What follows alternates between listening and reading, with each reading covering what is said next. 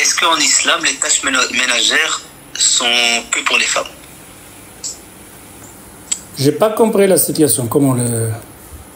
Est-ce qu'en islam, on dit que les tâches ménagères, ça veut dire les tâches du foyer, etc., c'est que pour les femmes?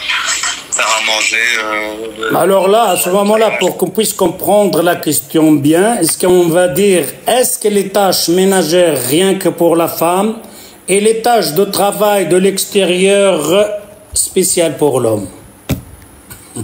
Alors là, on aura compris. Pourquoi on fait simplement la question dans un sens, toujours.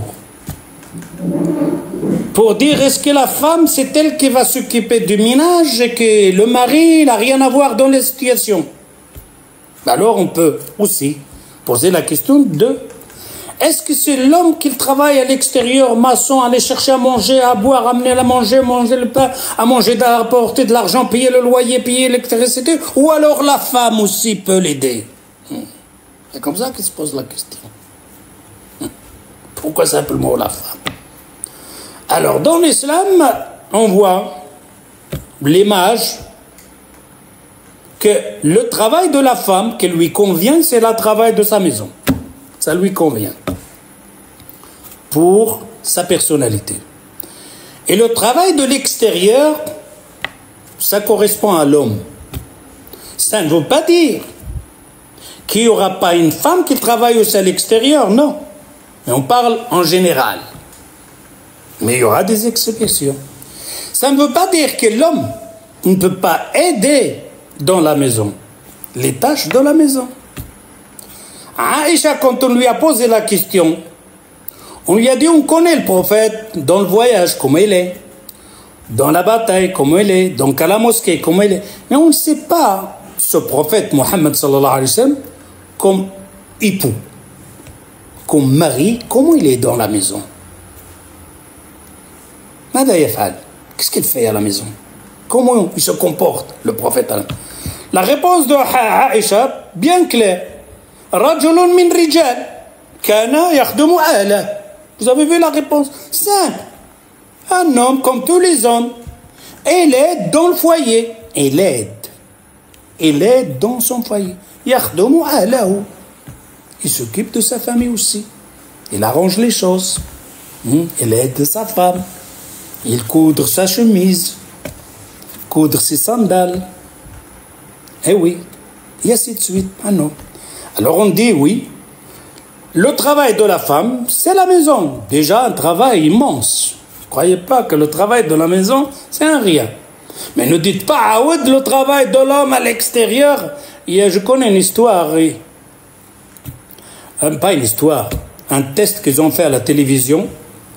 Une femme, je pense, je me rappelle bien de ce test-là, une femme qui travaille à la médecin.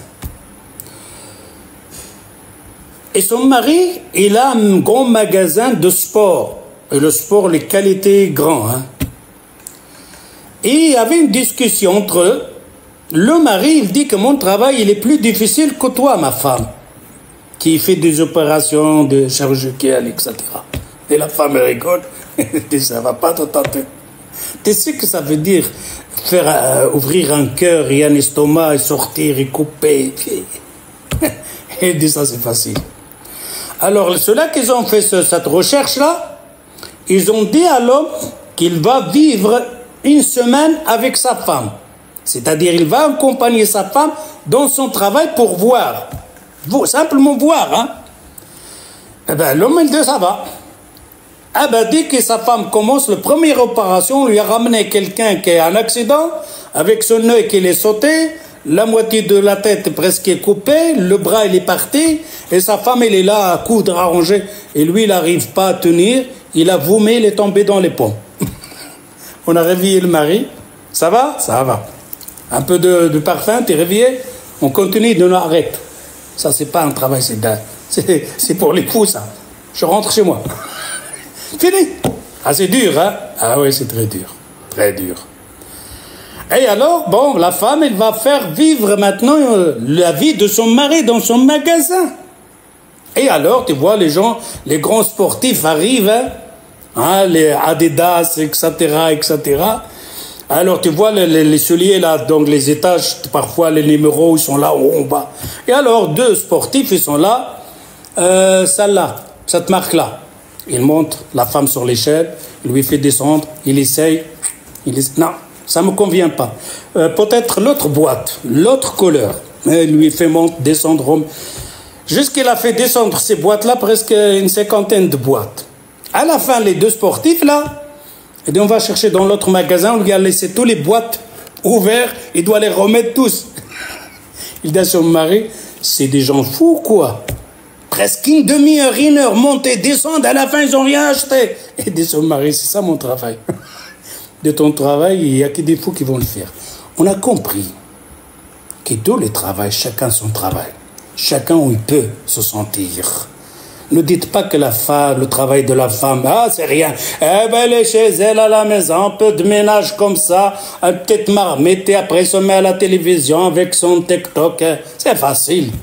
Et toi?